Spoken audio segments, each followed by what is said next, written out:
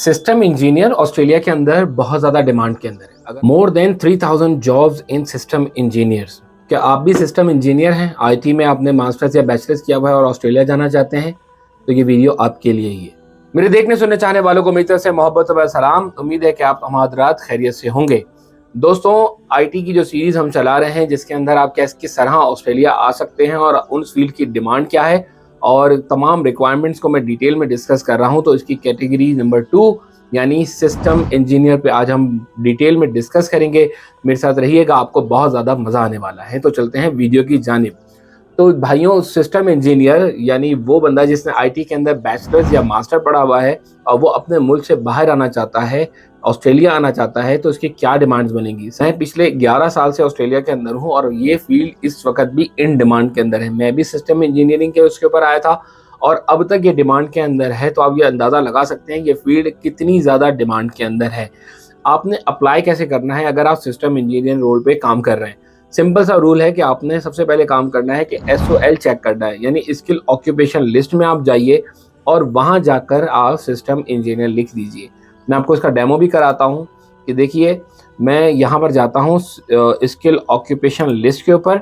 तो जब मैं यहां पर आ जाता हूं तो मैंने यहां जाकर सिस्टम्स लिख दिया है, यानी मैं सिस्टम्स लिख देता हूं SOL की लिस्ट के अंदर। तो आप देखिए कि सबसे टॉप पे आ गया computer network and system engineer, इसका एंजो कोड आ गया। और अगेन इसकी जो अथॉरिटी है वो ACS है, यानी Australian system computer society, Australian computer society. तो आप जाके देखेंगे तो इसकी बहुत ज़्यादा वीज़ा की डिमांड्स हैं, मल्टीपल वीज़ा हैं।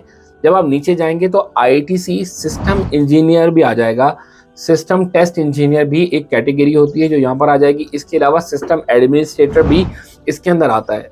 फ़र्क इतना है कि इन तमाम के एंजो कोड अलग अलग हैं और इन तमाम की रिक्वायरमेंट्स डिफरेंट है। मैं एक एग्जांपल देता हूं, बाकी जो अपनी फील्ड से रिलेटेड हैं वो जाकर वहां देख सकते हैं। जब मैं एंजो कोड के ऊपर क्लिक करूंगा तो यहां आकर आपको इसकी तमाम डिटेल्स दे देगा कि आपने मिनिमम बैचलर्स या मास्टर्स करा हुआ हो उस फील्ड के अंदर, और इसके अलावा आपका 5 साल का रेलिवेंट एक्सपीरियंस हो और आपने इन काम के ऊपर यानी इन सब टास्क के ऊपर आपने काम किया हुआ हो, और ट्रबल शूटिंग, नेटवर्क सिस्टम्स, और ये बहुत सारी कैटेगरीज हैं, बहुत सारी चीज़ें जो सिस्टम इंजीनियर्स काम करते हैं उन्हें इसका अंदाज़ा होगा कि उन्होंने क्या क्या काम करना है परफॉर्मेंस के हिसाब से, नेटवर्क की ट्यूनिंग के हवाले से, सिस्टम एडमिनिस्ट्रेशन के हवाले से, विंडोज़, लिनक्स वगैरह वगैरह। तो ये तमाम चीज़ें उन्होंने देखी हैं। मज़ीद देखते हैं तो इसकी सब कैटेगरी अगर आप देखना चाहें ऑक्यूपेशन की, तो ये यहाँ पर लिखा हुआ है कि नेटवर्क एडमिनिस्ट्रेटर और नेटवर्क एनालिस्ट, ये भी इसी का पार्ट बनते हैं। मजीद अगर नीचे देखें सिस्टम इंजीनियर के रोल के ऊपर, तो इसके अंदर पूरा नेटवर्क और प्लानिंग और सब कुछ बताया हुआ है। और नीचे देखें सिस्टम कंप्यूटर नेटवर्क इंजीनियरिंग, ये भी इसका रोल है। अगर आप नेटवर्क इंजीनियर हैं तो नेटवर्क भी इसका एक छोटा सा पोर्शन बनता है। नेटवर्क पे मैं एक अलग पूरी की पूरी वीडियो बनाऊंगा, वो अलग पार्ट होगा, तो उसे भी ज़रूर देखिएगा। तो सिस्टम इंजीनियर के लिए ये तमाम चीज़ें आपकी मिनिमम रिक्वायर्ड हैं।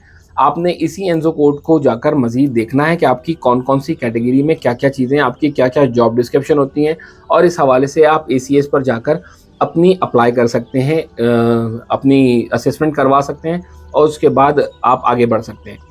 बात कर लेते हैं पॉइंट सिस्टम के ऊपर। तो फिलहाल मिनिमम एलिजिबिलिटी आपकी बनती है 65 पॉइंट्स पे। फील्ड इन डिमांड है और लोग बहुत सारे आ रहे हैं, तो स्कोर लेवल हाई हो चुका है। इसकी भी मिनिमम रिक्वायरमेंट 85 पॉइंट्स बनेगी। 85 पॉइंट्स का मतलब ये होता है कि आपके नंबर बहुत ज़्यादा हाई होने चाहिए। आपकी एजुकेशन, आपकी क्वालिफिकेशन, आपका एक्सपीरियंस, आपके नंबर्स, आपका एज, आपकी इंग्लिश प्रोफिशिएंसी बहुत ज़्यादा आपकी अच्छी होनी चाहिए, आपके नंबर ज़्यादा होने चाहिए। इसके साथ साथ आपका पार्टनर जो है, लाइफ पार्टनर, उसके भी असेसमेंट हो जाती है। फिर नाती और मल्टीपल कोर्सेज भी होते हैं। तो आप इस तमाम चीज़ों को कर लेते हैं तो आपके ये नंबर 80 to 85, 85 to 80, 90 इस तरह ये नंबर आपके पहुंच जाते हैं। Then you are eligible enough कि आप आएंगे। जितने नंबर ज़्यादा होंगे उतने चांसेस ज़्यादा होंगे कि आपका वीज़ा जल्द से जल्द लग जाए। प्रोसेसिंग टाइम की बात कर लेते हैं। तो प्रोसेसिंग टाइम भाइयों, इसका average again depends on your points. तो आपके जितने पॉइंट्स ज़्यादा होंगे उतना ही प्रोसेसिंग टाइम कम होगा। On average with in a year होता है और वर्स्ट के सिनेरियो में कभी कभी 1 साल से ऊपर भी हो जाता है। अच्छा, इसके लिए आपको कौन कौन सी स्किल सीखने की ज़रूरत है? तो भाइयों ये बहुत ज़्यादा आसान काम है कि आपने कौन कौन सी स्किल करनी है। आपको अपना विंडोज़ का पूरा काम आना चाहिए, आपको विंडोज़ एडमिनिस्ट्रेशन आनी चाहिए अच्छी तरीके से, आपने लिनक्स और यूनिक्स पे थोड़ा बहुत काम आता हो, लिनक्स पे ज़्यादा आता हो तो ज़्यादा बेहतर है। इसके अलावा अगर यूनिक्स आती है तो आपका बहुत अच्छा काम हो जाएगा। नेटवर्किंग के बेसिक कॉन्सेप्ट आपको सारे क्लियर होने चाहिए। कोई सर्टिफिकेशन आपके पास अगर इन तमाम चीज़ों की हो तो ये सोने पे सुहागा हो जाएगा कि आपने किसी भी फील्ड के अंदर काम कर लिया। अब 365 बहुत ज़्यादा ओपन हो चुका है, बहुत ज़्यादा आम है। तो अगर 365 पर आपने कोई माइग्रेशंस की हुई हैं तो ये प्लस पॉइंट होगा। शेयर पॉइंट हो गया जिसके ऊपर अगर आप काम करते हैं तो आपका फ़ायदा हो गया। और स्क्रिप्टिंग अगर सीखें तो ये आपके लिए बहुत ज़्यादा बेनिफिशियल रहेगा। आपने कोई भी एक स्क्रिप्टिंग लैंग्वेज ले लें, आप पावर शेल ले लें, बैश ले लें, इनको आप अच्छी तरह पढ़ लें, इसकी अंडरस्टैंडिंग कर लें, स्क्रिप्ट बनाना सीख लें, पाइथन भी सीख लें तो 365 पे आप काम कर सकते हैं। और क्लाउड इन डिमांड बहुत ज़्यादा है। AWS और एज़्योर इनमें से किसी एक की भी अगर सर्टिफिकेशन कर लेंगे तो आपको बहुत ज़्यादा फ़ायदा हो जाएगा जॉब ढूँढने के लिए। जब आप यहाँ आ जाएँगे तो आपको जॉब ढूँढने में बहुत ज़्यादा ये चीज़ मदद करेगी। फिर इसके अलावा मल्टीपल चीज़ें आप टॉप ऑफ दैट है कि अगर आप कोई मज़ीद कोई विजुअलाइजेशन का कोई कोर्स कर लें, VMware जिसे कहते हैं, VMware अगर आपने सीखी हुई है उसकी कोई सर्टिफिकेशन कर लें तो वो भी हाई डिमांड है। स्टोरेज पे अगर कोई काम करना चाहते हैं तो स्टोरेज पे आप काम कर लें।